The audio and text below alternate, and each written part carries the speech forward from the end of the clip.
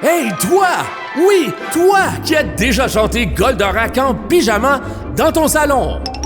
Alors, aujourd'hui, on appuie sur Rewind, direction les années 80, là où la télé, c'était du lourd. Entre les dessins animés qui nous ont rendus accros, les émissions qui faisaient du samedi matin un moment sacré, et ces chansons thèmes et ces génériques qui nous restent toujours dans la tête. Pat et Audrey vous font revivre la belle époque devant cette télé. Alors prépare-toi un bon Nesquik, prends ta vieille télécommande, car on embarque dans un voyage rétro dans le monde de la télé-jeunesse des années 80.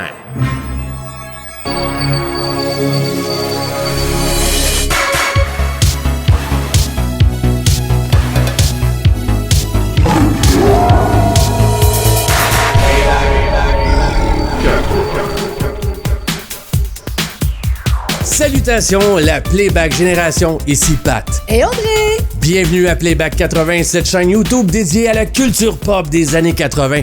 Alors, si tu es de la génération X ou si tu aimes tout simplement tout ce qui est nostalgique, n'hésite pas à t'abonner à notre chaîne en cliquant l'onglet s'abonner sous la vidéo. Activer la cloche de notification qui fait en sorte que YouTube te notifie à chaque fois qu'on a du nouveau contenu. Fais-nous des likes! C'est quelques clics super significatifs pour nous et super gratuits pour vous. Durant les années 80 à la télé, c'était le royaume des dessins animés cultes, des émissions jeunesse devenues légendaires. Que tu sois Team Albator ou Team Frisinette, on avait tous nos rendez-vous soit après l'école ou le samedi matin pour regarder nos émissions préférées. Donc, dans cet épisode, on va vous présenter des émissions qui ont été produites soit du Japon, évidemment, soit de l'Europe, des États-Unis, du Canada et même du Québec. Donc, nos sélections, nos choix ont été basés sur les émissions qu'on a adorées quand on était tout petit et des émissions qui ont été absolument légendaires, cultes et ultra populaires durant les années 80. Là, ne soyez pas déçus. Si on n'a pas tout mis, là, c'est impossible de tout mettre dans un épisode. On a choisi seulement 10 pour cette fois-ci. On va s'en garder pour plus tard, pour des prochains volumes. Donc, soyez vraiment pas déçus. On n'a rien oublié, faites-vous-en pas. Mais je suis pas mal persuadé que vous allez vraiment apprécier notre première sélection. C'est évidemment des émissions qui ont bercé votre enfance et votre jeunesse. Alors, est-ce que t'es prête? Je suis très prête. On commence ça? Yes! Maintenant!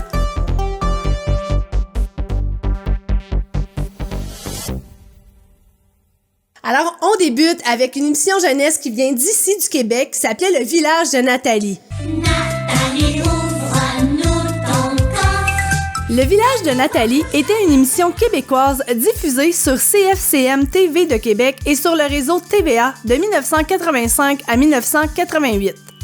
Depuis 1980, Nathalie Simard avait établi une carrière prolifique en tant que chanteuse pour les enfants du Québec et à l'âge de 15 ans, elle avait déjà vendu plus de 1 million de disques au Québec. Suite à la popularité de la jeune chanteuse, on décida de créer une nouvelle émission pour enfants où Nathalie en était la vedette. L'émission se déroulait dans un village imaginaire où régnait la bonne humeur et l'harmonie. Nathalie est entourée de ses amis Budding Bedagne, Caboche, Gros Bon Sang, Rouge à Lèvres, du professeur Cric Crackpot, de Mademoiselle Bric-à-Brac et du maire Monsieur Aresta. Et les habitants ne manquaient pas une occasion de chanter et s'amuser. L'émission a attiré 800 000 spectateurs dès sa première année et 3 albums ont été lancés durant les 3 années de production du Village de Nathalie. Le Village de Nathalie m'a fait rêver, m'a fait faire des bricolages, m'a fait chanter, m'a fait danser. L'histoire d'une jeune fille qui habitait dans un petit village entouré d'une boîte aux lettres qui parlait, d'une madame qui s'appelait Madame Bric-à-Brac qui, elle, avait un magasin général qui nous faisait faire des bricolages. Il y avait Monsieur Gros Bon Sang qui nous disait « Hey là », il nous faisait la morale pour nous dire les belles choses de la vie. Bref, c'était hyper imaginaire. Il y avait un petit génie qui sortait d'un coffre à jouets qui s'appelait Budding Bedagne qui était rigolo. Il parlait tout croche, il nous faisait rire. Le Village de Nathalie, j'ai eu les vinyles, j'ai eu la robe de Nathalie, j'ai eu la coupe de cheveux de Nathalie Simard. Vous irez voir là, à Nathalie Simard dans les années 80. Bref, c'est des beaux souvenirs et je regrette tellement de ne pas avoir gardé les vinyles parce que je les avais tous, dont un où elle tenait des petits lapins, puis c'était mon préféré. Bref, le Village de Nathalie, j'ai vraiment aimé ça. Puis ce qui est le plus ironique dans tout ça, c'est que nous, là, on la regardait, on rêvait, on la trouvait belle, puis elle vivait un enfer avec le gérant de cette époque-là qui a abusé d'elle. C'est une très grosse histoire, mais elle était vraiment pas heureuse, puis malgré tout, elle réussissait à faire rêver des jeunes filles comme moi. Bref, Nathalie Simard, elle a été une héroïne à plein de niveaux avec le village de Nathalie, et c'est une émission que j'ai aimée profondément. Elle était ultra professionnelle. Ah oui, vraiment. C'était une Simard comme son frère René, son frère aîné. Malheureusement, j'ai pas regardé cette émission-là, j'aimais pas bien ça. Je comprends pas. J'étais plus vieux, puis c'était une émission pour jeunes filles, un peu comme toi. J'étais un peu plus vieux que toi. Je peux rien dire là-dessus.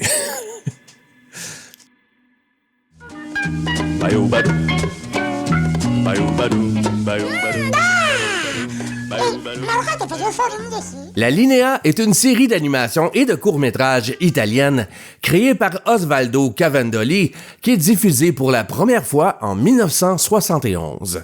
Cette série sera largement diffusée durant les années 80 à la télévision française et québécoise. Unique en son genre, courte et simple, très drôle et terriblement expressive. On y retrouvait un fond monochrome, une ligne blanche continue et un personnage en silhouette et au nez imposant.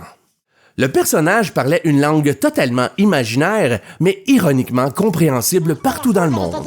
Chaque épisode durait entre 2 à 3 minutes, ce qui rendait la série idéale comme interlude à la télévision. La Linea est une œuvre culte.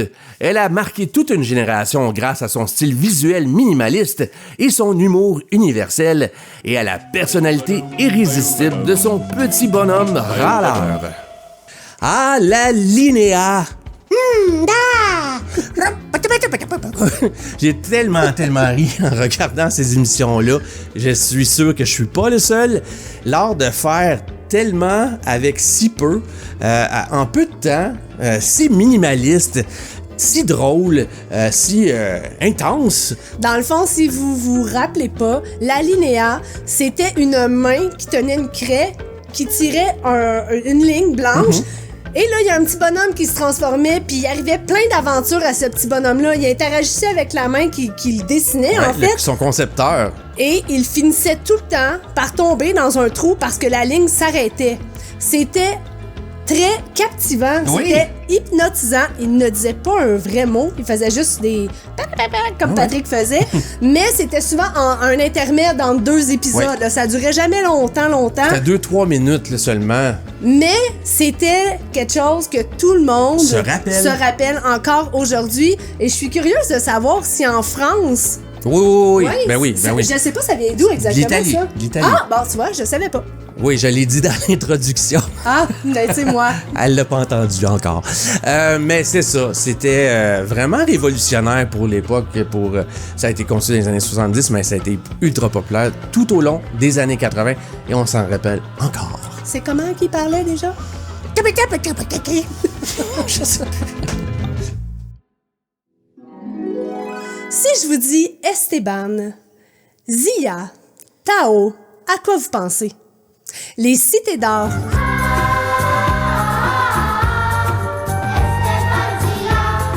Les mystérieuses cités d'or, une série animée culte diffusée pour la première fois au Japon en 1982, en France en 1983 et enfin au Québec sur Radio-Canada à partir du 22 septembre 1984.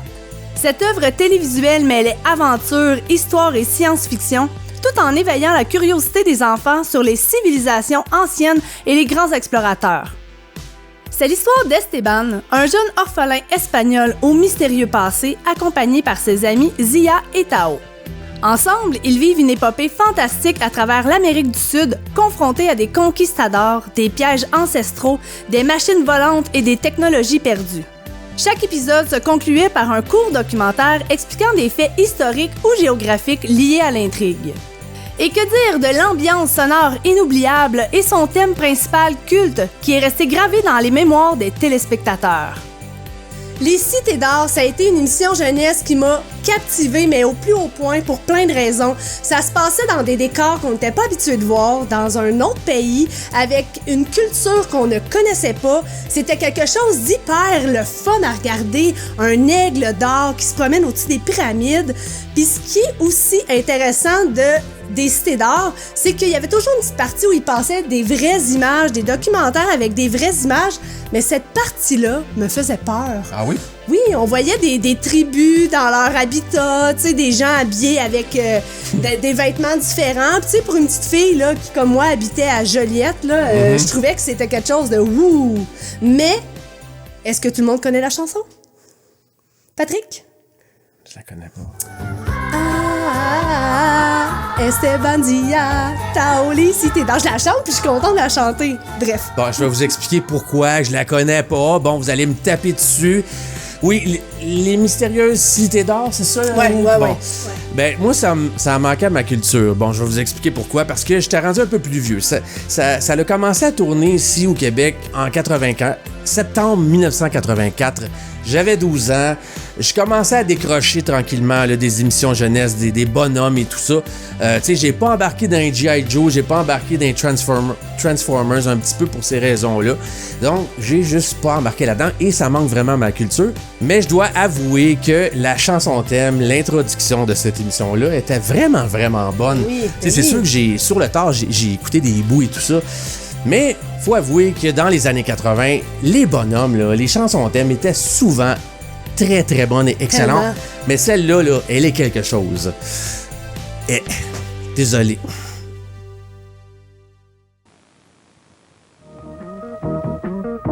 C'est l'histoire du petit castor, le plus petit mais le plus fort. Le Petit Castor, un animé japonais de 99 épisodes diffusé de 1975 à 1978 sur TV Tokyo, mais seulement 52 épisodes auraient été doublés en français et diffusés au Québec à partir du 24 mars 1979 à la télévision de Radio-Canada et elle repassera en rediffusion durant une grande partie des années 80. Dans la forêt de Clairefontaine vit un petit castor qui est petit mais aussi très fort, curieux et courageux. Entouré de ses amis comme Lily, une castor elle aussi, Nounours, un ourson et Mimi, une petite lapine, il vit plein d'aventures amusantes. La petite bande devra aussi se méfier de Garou, un loup pernicieux qui est toujours prêt à jouer de vilains tours aux autres. À travers de courtes aventures, l'émission abordait des thèmes comme l'amitié, la coopération, la nature et la découverte. Avec son animation simple et son ton doux et humoristique et parfois dramatique, le Petit Castor a su charmer et marquer les esprits des enfants au Québec. Ah, le Petit Castor, qui n'a pas regardé le Petit Castor? Pour ma part, là, ça fait vraiment partie de mon enfance. Moi, j'ai commencé à regarder ça dans les années 70, quand ça a commencé à être populaire. Mais je me rappelle que j'adorais regarder certains animés comme Le Petit Castor, Goldorak, Minifée. Et il y avait d'autres animés que j'aimais moins, comme Candy, Déméthane. Ça me rendait plus dépressif. Le Petit Castor, il y avait quand même des moments tristes, des moments un peu dramatiques, mais on avait toujours de l'espoir parce que le Petit Castor, c'était un petit débrouillard, c'était un petit fonceur, un phare. Et puis, il y avait tellement de bouts humoristiques avec ça. Fait que oui, c'était tout le temps divertissant, puis c'était vraiment des beaux souvenirs.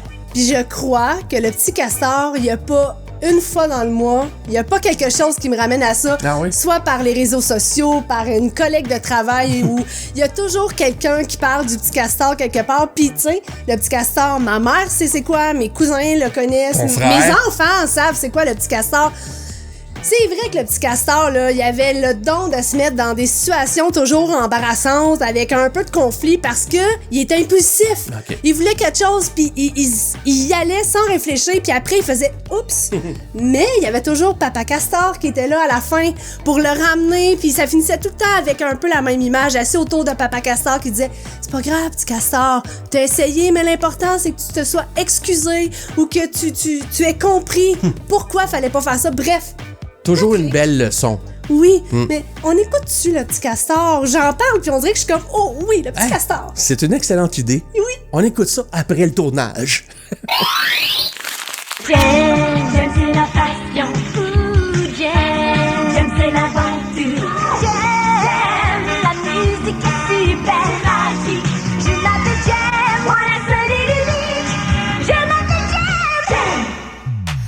Jem, une série animée de 65 épisodes produits entre 1985 et 1988, basée sur les poupées du même nom, produits de la compagnie Hasbro. Hasbro voulait créer une gamme de poupées plus attirante et flashy que la célèbre Barbie, avec des tenues issues directement des clips vidéo des années 80 initiés par MTV.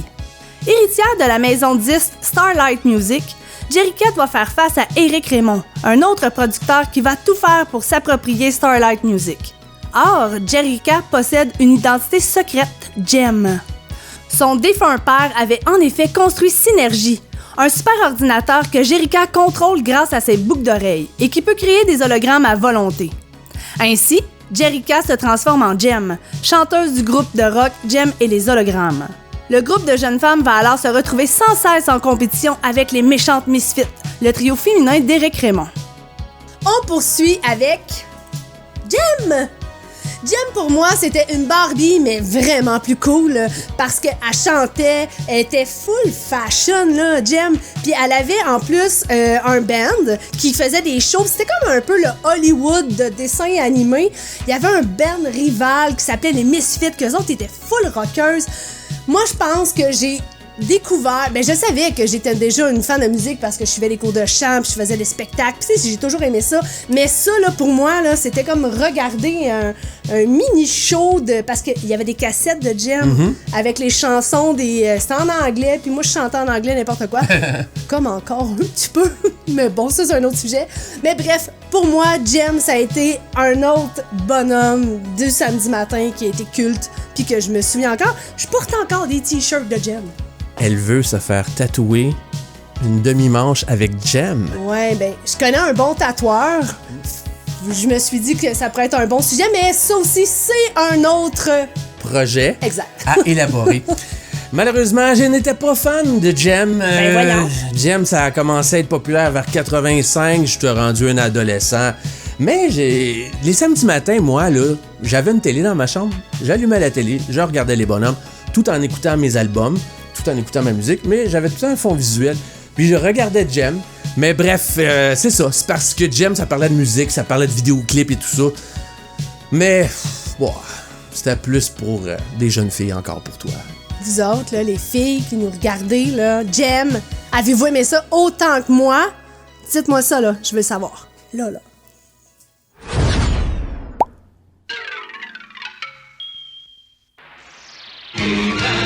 And the Masters of the Universe. He-Man and the Masters of the Universe, ou Musclor et les Maîtres de l'Univers, est une série d'animation américaine produite par Filmation, basée sur la gamme de jouets The Masters of the Universe de Mattel.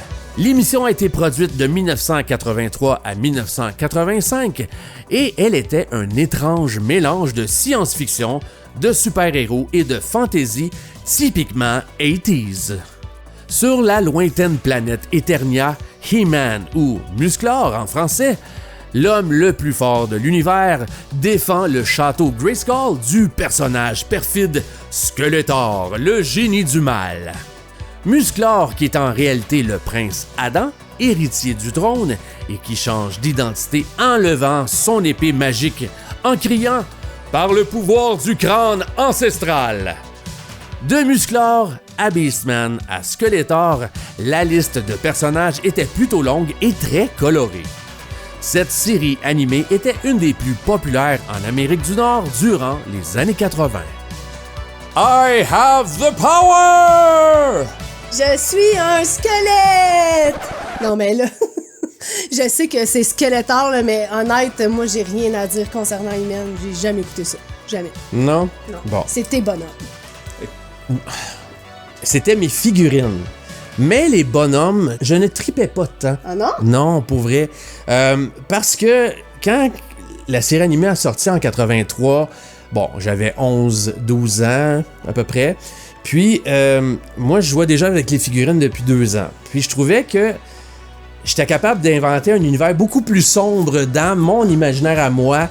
Je trouvais que les personnages étaient plus dark en figurines, qu'en dessin animé, parce que dans les dessins animés, ils ont fait ça vraiment plus pour les jeunes, les enfants même. Je trouvais ça très enfantin. Je reconnais tellement Patrick. Tu sais, Comment? Patrick qui dit « Moi, là, déjà, j'avais un univers plus dark parce que j'allais plus loin que les petits bonhommes. » Tu sais, c'est un artiste, hein? Déjà, on le sentait. Ben c'est ça, les dessins animés m'ont déçu, mais ils se regardent très bien, c'est très léger, je peux les regarder des fois sur YouTube, c'est agréable. Là. Mais t'as une super de belle collection là, de He-Man, là, pour vrai. Là, vous allez voir des images, là, c'est fou. Là. On a cherché, puis on a quand même travaillé pendant un an là, à ramasser tous les personnages. Je les ai pas tous encore, là, parce qu'il y en avait vraiment beaucoup, mais le pire, c'est que j'avais plus ma collection de quand j'étais petit, là. Je l'ai retrouvée, je l'ai reconstruit, cette collection-là. Donc, à vous qui nous écoutez, là, si vous avez des trucs des années 80, puis vous êtes tanné des voir, puis vous vous dites « Hey, ça vaut rien, on jette ça », pensez à nous. Ouais. Puis 2, réfléchissez 2, 3, puis 4 fois avant de donner puis jeter, parce que Patrick avait tout ça. Ouais. Dans le temps, ça coûtait rien. On a dépensé une fortune pour avoir tout ça, mais on est heureux. Ouais. 52-45. Il y a longtemps loin d'ici, vivait dans un pays étrange et merveilleux, des petits lutins joyeux. Nous sommes les petits schtroumpfs. Les Schtroumpfs ont tout d'abord été célèbres grâce aux bandes dessinées créées en 1958 par Peyo, avant de devenir une des séries d'animation les plus emblématiques des années 80. La série a été produite par les studios Hanna-Barbera et a été diffusée sur le réseau NBC de septembre 1981 à décembre 1989. Adorée par les enfants du monde entier, elle a conquéri l'Europe, notamment la France, ainsi que le Canada et le Québec. Les Schtroumpfs, ces minuscules créatures bleues, vivaient dans un petit village au cœur d'une forêt enchantée bien cachée des humains. Ils habitaient des maisons en forme de champignons et chaque Schtroumpf avait une personnalité bien définie et un nom qui la reflétait. Les Schtroumpfs utilisaient le mot schtroumpfé à toutes les sauces, ce qui donnait un langage amusant et si reconnaissable. Dirigés par le sage grand Schtroumpf, ils doivent souvent déjouer les plans du sorcier Gargamel, accompagné par son chat Azraël, qui veulent les capturer pour les manger ou pour leur pouvoir magique. Les Schtroumpfs sont devenus de véritables phénomènes mondiaux. On en a fait des jouets, des figurines, des peluches, des albums, des jeux vidéo et des films. Leur popularité ne s'est jamais vraiment essoufflée, et plusieurs générations continuent aujourd'hui à schtroumpfer avec eux. Avant l'arrivée de la série télé des Schtroumpfs, les Schtroumpfs étaient déjà très populaires dans les années 70 et moi, j'avais mes quelques petites figurines, j'avais quelques peluches des Schtroumpfs. Mais, n'étant pas un grand lecteur, j'avais pas les BD, tout ça. Donc, quand la série est arrivée, en 81, c'était quand même très intéressant de pouvoir plonger dans l'univers des Schtroumpfs et c'était très fidèle, finalement, aux BD. Et c'était vraiment interpellant, c'était vraiment divertissant, les Schtroumpfs. C'est sûr que ça a joué longtemps. J'ai pas écouté super longtemps parce que j'étais rendu plus vieux. Mais la première saison, là, je me rappelle que c'était très bon puis j'étais très dedans. Mais c'est quand même un univers hyper particulier. Je veux dire, un Schtroumpf, on sait pas trop ce que c'est. Non. Ça habite dans un champignon. Eh. Ils sont à peu près 100 000. Puis il y a une Schtroumpfette. En tout cas, je dis ça comme ça. OK, on s'entend qu'ils se reproduisent pas, hein, avec la Schtroumpfette. Les Schtroumpfs venaient de... Ben, j'ai aucune idée. Dans mes souvenirs, là, la Schtroumpfette est apparue parce que Gargamel... Non, mais ils viennent d'où, les Schtroumpfs? Ils naissent d'où? Oh, c'est les cigognes! Ouais. C'est la cigogne qui en fait des petits bébés Schtroumpfs, ben, comme les humains. Ah, ouais. Et la Schtroumpfette? Ben, la Schtroumpfette, c'est Gargamel qui l'avait inventé pour attirer les Schtroumpfs, parce que Gargamel, il détestait les Schtroumpfs. Je ne me souviens pas pourquoi il les détestait Ouais, mais tant. ils voulaient les manger aussi. Ah oui, de la soupe aux Schtroumpfs. Ah ouais. Mais il l'avait créé, bref, pour attirer les Schtroumpfs. Et au début, là, la Schtroumpfette était pas gentille. Mais finalement, le grand Schtroumpf et le Schtroumpf scientifique, là, ils ont fait en sorte qu'elle est devenue ce qu'elle est, la belle Schtroumpfette aux cheveux blonds. As-tu déjà goûté à de la soupe de Schtroumpf?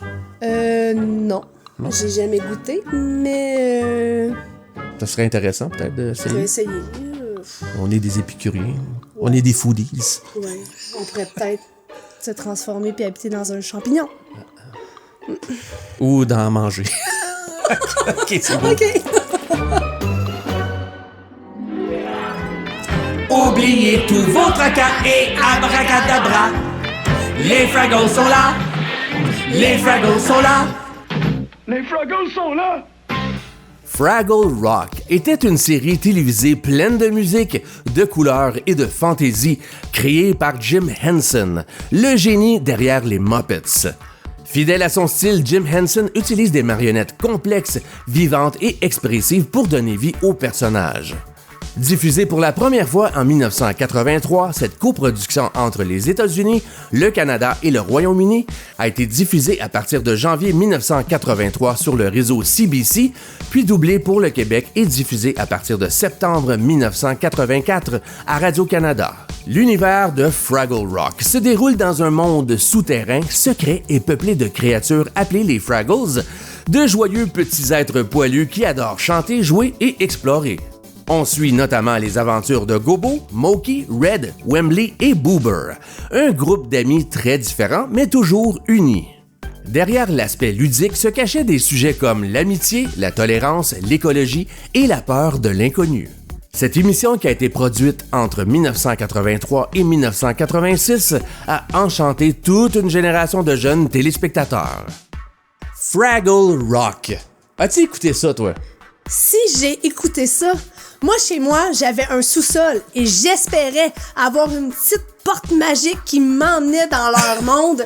Ça, c'est une émission qui me rendait heureuse. Je les trouvais cute, j'ai trouvé le fun, c'était complètement imaginatif avec un humain. C'est ça qui était attirant, c'est qu'il y avait un monsieur avec son chien, puis le chien, il sniffait tout le temps, lui, il voulait savoir ce qui était.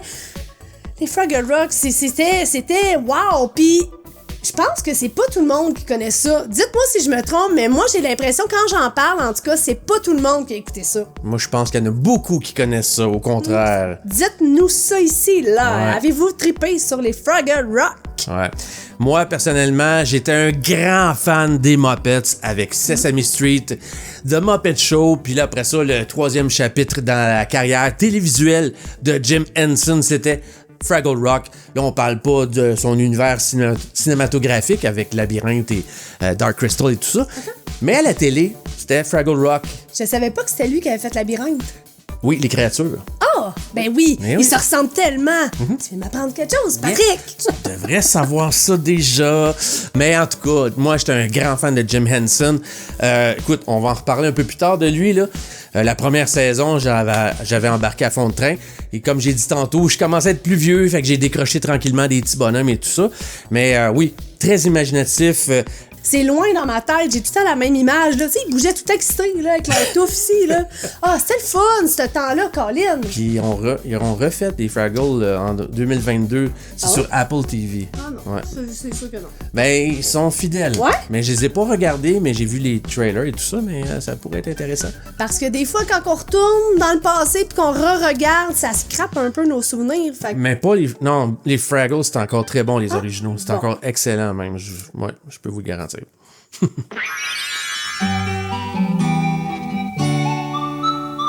Passe-montagne aime les papillons. Passe-partout. Cette émission éducative québécoise des plus mémorables, produite de 1977 à 1992, avait été conçue par Laurent Lachance. L'émission était diffusée sur Radio-Québec et rediffusée le lendemain à la télévision de Radio-Canada. Avec son approche douce et bienveillante, Passe-Partout mélangeait les séquences avec des comédiens, des marionnettes, des animations, ainsi que des séquences avec de vrais enfants. Les fantaisistes étaient 3 personnages humains composés de Passe-Partout qui abordaient les émotions et la confiance personnelle. Pascaro apportait l'aspect plus physique en nous montrant des exercices de motricité. Et il y avait bien sûr Passe-Montagne. Et patati, et patata, petite patate, tant pis pour toi. Et patati, et patata, petite patate, tant pis pour toi. Le bouffon qui nous montrait le langage des comptines et des jeux de mots. En parallèle, les marionnettes comme Cannelle et Pruneau vivant des situations familiales du quotidien qui ajoutaient une touche d'humour et de réalisme. Riche en chansons originales et en poésie visuelle, Passe-Partout a été si populaire et deviendra un réel phénomène au Québec durant les années 80. L'émission demeure une icône culturelle de la télévision jeunesse québécoise des années 70 et 80. Une nouvelle génération de Passe-Partout renaît en février 2019 sur Télé-Québec et un nouveau public d'enfants revit de nouveau cette magie qui a touché le cœur de plusieurs générations. Passe-Partout au Québec, c'était pratiquement une religion. Pas pratiquement, c'était une religion. Oui. Je suis de la première génération de Passe-Partout. Passe-Partout a été diffusé pour la première fois en 1977 et j'avais 5 ans. Donc moi, j'ai été vraiment... j'ai fait partie des premiers enfants qui ont regardé les premières émissions de Passe-Partout. Pas comme toi, là. Toi, t'as regardé ça sur le tard, là. Non, mais en tout cas. Mais c'est ça. Moi, j'ai regardé ça, là, jusqu'à peut-être 7 ans, à peu près. Hein? C'est vrai qu'on a regardé ça tard. Attends une minute, là. Ouais. J'ai pas fini, là. Mais vers 7 ans, ben c'est ça, je décrochais un peu de ça. Je trouvais ça un peu bébé et tout ça. Mais là, on rentrait dans les années 80, puis là, les Passe-Partout est devenu un phénomène. C'est devenu encore beaucoup plus populaire qu'à la fin des années 70. Là, mes jeunes cousins-cousines regardaient ça religieusement. Donc, moi aussi, je me mettais à regarder ça avec eux. Puis, je me rendais compte que j'étais tout le temps captivé et hypnotisé devant Passe-Partout, que je trouvais très bébé lala, mais je me rappelle que même quand on était dans les années 80, là, entre jeunes, là, on s'écœurait. Tu sais, on avait 10, 11, 12 ans, puis on se disait « Hey, tu regardes encore Passe-Partout! » Puis le pire, c'est que c'était vrai. On regardait encore Passe-Partout, puis j'ai tout regardé les émissions originaux de Passe-Partout, au point où j'ai fait découvrir ça à ma propre fille dans les années 2000 en me procurant les DVD. Et oui, les DVD, je les ai toutes. Là, j'en ai juste 2 ici en main, là. Mais j'ai fait découvrir ça à ma fille, puis elle a adoré ça tout autant que nous. Fait que c'était formidable de faire de redécouvrir cette série culte. Go! Moi aussi, j'aurais tellement de choses à dire sur Passe-Partout, pardon. La première étant, j'ai moi-même participé à une des émissions de Passe-Partout. Souvenez-vous, ceux qui connaissent Passe-Partout, il y avait toujours le segment avec des enfants qui racontaient des bouts de leur vie ou qui faisaient des bricolages. Ben moi, je parlais de ma voisine qui avait un chien et qui jappait.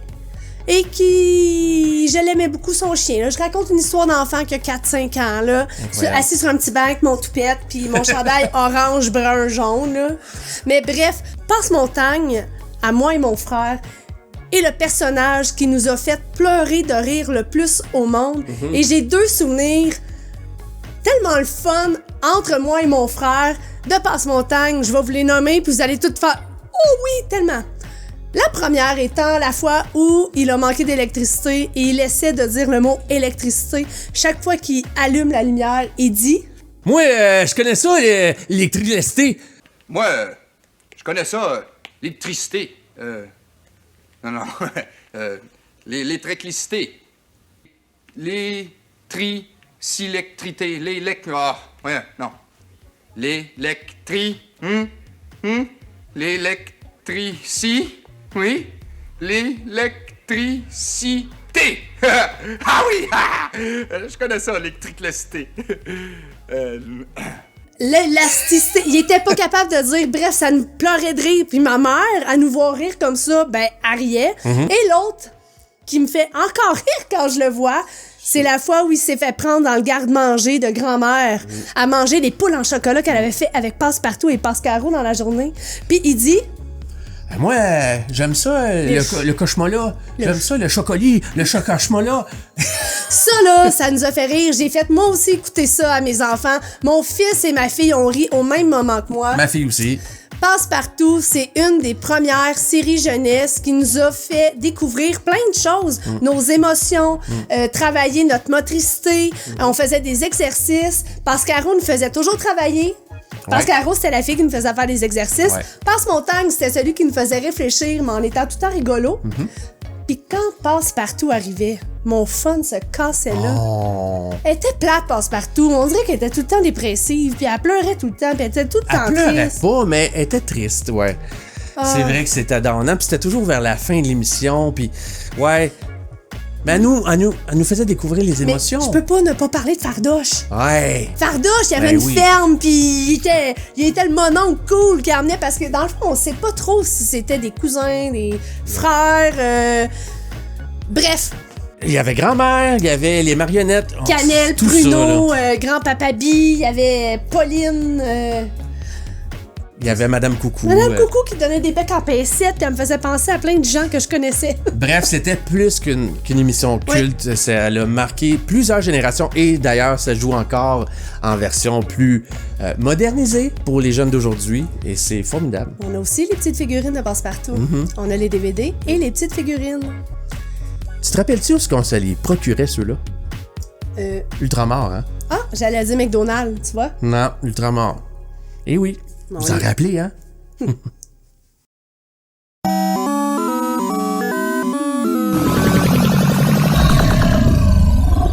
Avant d'aborder notre tout dernier choix, on doit faire des petites mentions honorables. Mais comme j'ai dit au tout début de l'émission, c'est sûr que ça, là, on va en reparler. On va développer sur ces sujets-là. Mais pour les mentions honorables, là, ben évidemment, il y a des trucs comme Goldorak. Il est né d'une galaxie aux frontières d'une autre vie. Il y avait aussi Belle et Sébastien. Oh mon Dieu, oui! Tellement!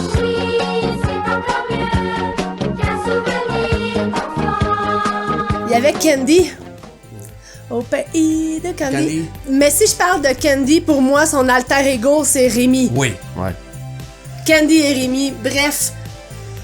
Il y en a tellement, là, mais ça, c'est 3 petites mentions honorables juste pour satisfaire ceux qui sont comme frustrés qu'on les a pas mentionnés Mais encore. c'est pas 3, c'est 4. Ouais, c'est ça, excusez. 4, ouais, t'as rajouté Rémi. On s'en va vers la toute dernière émission.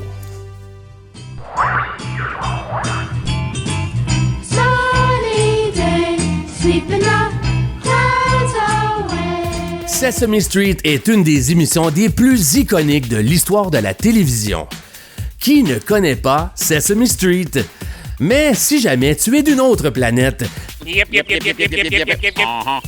Sesame Street est une émission éducative pour enfants créée en 1969 par Joan Gans Cooney et Lloyd Morissette.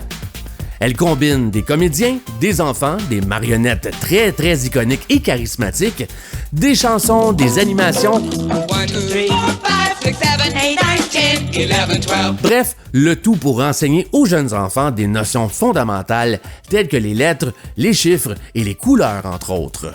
Grâce aux Muppets, ces personnages emblématiques créés par Jim Henson, comme Big Bird, Elmo, Cookie Monster, Bert et Ernie et Kermit the Frog, l'émission rendait l'apprentissage tellement plus amusante, ludique et accessible grâce à la télévision. Le but premier de cette émission était d'offrir une base éducative aux enfants américains venant de contextes plus défavorisés. Elle abordait également des sujets plus complexes tels que la diversité, l'inclusion, la tolérance et les émotions de manière adaptée aux jeunes enfants. Le ton était si joyeux, interactif et bienveillant avec une touche d'humour qui plaisait tout autant aux parents. Diffusé dans plus de 150 pays, Sesame Street a marqué des générations d'enfants à travers le monde et continue d'évoluer après plus de 55 ans pour répondre aux enjeux contemporains de l'éducation. Son impact sur la télévision jeunesse et l'enseignement préscolaire est reconnu mondialement. Sesame Street, écoutez, je pourrais en parler pendant un épisode au complet. Je dois beaucoup, moi, à Sesame Street. Je crois même que c'est comme les fondations, les racines de ma propre vie à plein de niveaux. C'est pas parce que j'ai appris les lettres, l'alphabet, les chiffres. J'ai appris la créativité à travers Sesame Street. Je capotais sur les personnages, les marionnettes. Je jouais toujours avec des marionnettes dans mon enfance. Je les animais et tout ça. J'ai trop de choses à dire. J'ai tellement de souvenirs. Écoutez, j'ai appris l'anglais avec Sesame Street, mais c'est parce que quand j'étais petit, à l'âge de 2 ans, je suis allé rester dans l'Ouest canadien, dans la province Saskatchewan, où ça parlait juste en anglais. J'avais juste 2 ans, là. Je parlais à peine en français. Mais en vivant là, je commençais à apprendre l'anglais, mais Sesame Street m'a donné un autre niveau d'apprentissage et puis ça m'a suivi toute ma vie. J'étais un fan fini, obsédé de cette émission-là et des personnages et c'est devenu un phénomène mondial, Sesame Street, là. Ils ont sorti des jouets, des trucs, des albums. J'avais tout, là. J'avais tout. Noël, là, dans ces années-là, dans les années 70, pour plaire Patrick, le petit Patrick, là, c'était juste des jouets Sesame Street. Je les avais tous. J'avais les albums, j'avais les marionnettes, j'avais les peluches, j'avais les jeux de société, j'avais... Écoute, tout ce que tu pouvais t'imaginer, je l'avais. Puis quand je voyais la nouveauté sur les étagères de jouets, là, je fais « Ah, je le veux! » Mais je comprends parce que ça jouait, là, ici aussi. Puis même si moi, je comprenais rien, ben j'ai appris mes chiffres, j'ai appris mes couleurs, j'ai appris beaucoup de mots en anglais en écoutant ça. Puis malgré le fait que je comprenais pas nécessairement tout, moi aussi, j'étais captivée. Je l'ai écouté, tu vas dire, c'est des reprises et des reprises que j'ai écoutées. Mais quand même, puis même, je pense, encore aujourd'hui, ça joue-tu encore, ces amis? Ben oui, ça fait 55 ans. Tu sais, c'est fou, ça là. Ça joue encore, c'est incroyable. Puis les vieux Sesame Street, là, pour vrai, là, c'était bon, là. Yeah. Mais tellement bon. Contrairement à maintenant, avant, là, c'était edgy sur les bars, là, tu sais. Are you a salesman? Right. Oh. What do you sell? 8. 8's like the number 8. Puis il y avait des artistes qui allaient là, tout bout de champ, là, Stevie Wonder, Michael Jackson, you name it, là. C'était vraiment in Sesame Street, surtout dans les années 70-80. Puis les personnages iconiques, moi mes préférés, c'était Big Bird, cet oiseau au grand cœur sensible. Cookie Monster, hein? Cookie Monster, je m'identifiais beaucoup à lui, hein, parce que... Il aime les cookies. Il aime beaucoup manger des cookies, puis son petit côté bête et tout ça. Puis avec Grover, qui était un autre monstre bleu qui me faisait capoter. OK. This is near.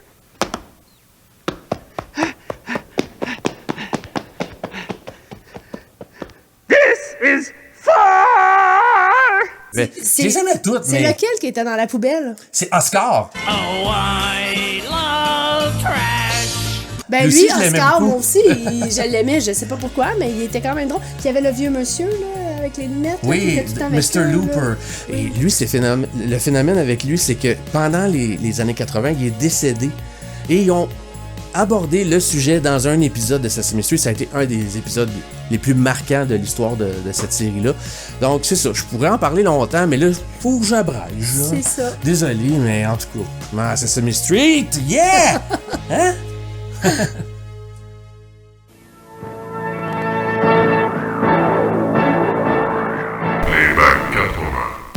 Et oui, c'est là-dessus que se conclut notre spécial épisode chéri qu'on voulait faire depuis très longtemps. On l'avait fait au tout début, là, dans notre première saison. Mais on manquait un petit peu d'expérience.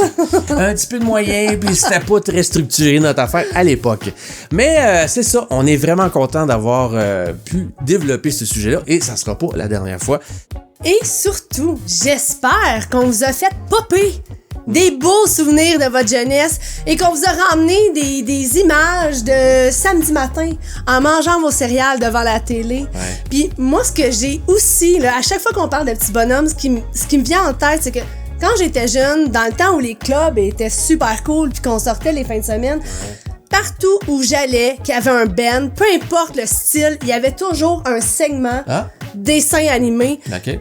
Puis chaque fois que le segment dessin animé, il chantait les thèmes de chaque bonhomme qu'on a parlé, là, c'était comme s'il chantait des tunes, des chansons hyper populaires de rockstar. Tout le monde chantait, tout le monde tapait des mains, tout le monde connaissait les paroles par cœur. Les dessins animés, c'est rassembleur. Puis c'est des souvenirs qui nous font sentir juste bien, absolument bien. Et c'est quelque chose qui s'est vraiment perdu. Qu'est-ce que vous pensez de ça d'ailleurs? Le fait que on a plus ça. Les jeunes ont plus ça. C'est pas la même qualité ni la même quantité. C'est pas la même vibe du tout. Donc, partagez-nous amplement vos souvenirs par rapport à ces émissions-là. Vos souvenirs de cette époque-là. Lâchez-vous lousse. Donc, souvenez-vous qu'on va revenir avec un volume 2 de ce genre d'épisode, c'est sûr. Il y a trop de dessins animés des années 80 qu'on n'a pas parlé. Sur ça, mon Pat? Ben, laissez-nous vos commentaires, mais aussi, n'oubliez surtout pas de vous abonner à notre chaîne si c'est pas encore fait. Et si c'est fait, on vous remercie grandement. Et activez la cloche de notification. Comme ça, là, YouTube te notifie à chaque fois qu'on a du nouveau contenu. Fais-nous un like, quelques clics, hyper appréciés pour nous et gratuits pour vous. Alors, sur ce, gang, on vous dit merci, take care, and rock on!